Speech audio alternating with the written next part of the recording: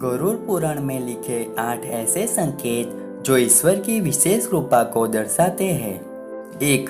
अगर कोई व्यक्ति सही और गलत को भलीभांति समझता है, इसके बीच का भेद बताने में समर्थ है, तो गरुड़ पुराण के अनुसार ऐसे लोगों पर उसके इष्ट देव का विशेष आशीर्वाद होता है। 2. यदि कोई व्यक्ति अपने स्वप्न में किसी देवी या देवता को देखता है, तो ये भी बेहद शुभ माना जाता है। कहते हैं ईश्वर को सपने में देखना कोई आम बात नहीं होती। अगर आप ईश्वर को सपने में देखते हैं तो ये भी एक प्रकार का संकेत है कि उनकी आप पर विशेष कृपा है। 3. ऐसी मान्यता है कि अगर आपकी शादी किसी बहुत अच्छे व्यक्ति से होती है तो इसका भी यही अर्थ निकलता है। ऐसा इसलिए क्योंकि एक अच्छा जीवन साथी आपका पूरा जीवन अच्छा कर सकता है।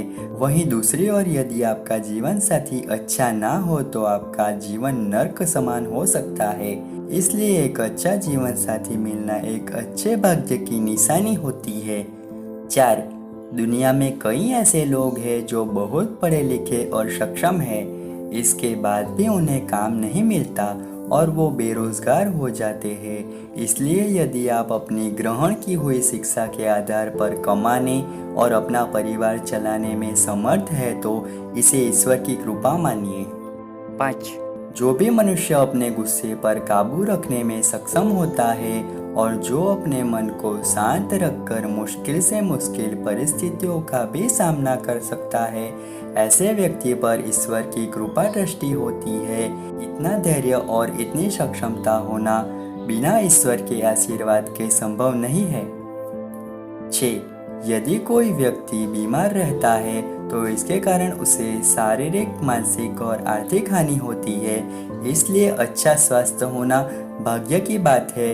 यदि आपका स्वास्थ्य हमेशा अच्छा रहता है या आप कभी गंभीर रूप से बीमार न होते हो तो ये आपके लिए शुभ संकेत है। इसका मतलब है कि भगवान आपके हित में है। 7. आपने शायद देखा होगा कुछ लोगों के सहज बोध की शक्ति बहुत कमाल की होती है। उन्हें जिस भी चीज़ का आभास होता है वो चीज़ सच में घटित हो जाती है। यदि आपको भी ऐसे कुछ घटनाओं के होने से पहले ही उनका आभास होने लगता है तो समझ जाइए कि आप पर ईश्वर का हाथ है और वो आपको संकेत देने का प्रयास कर रहे हैं। 8.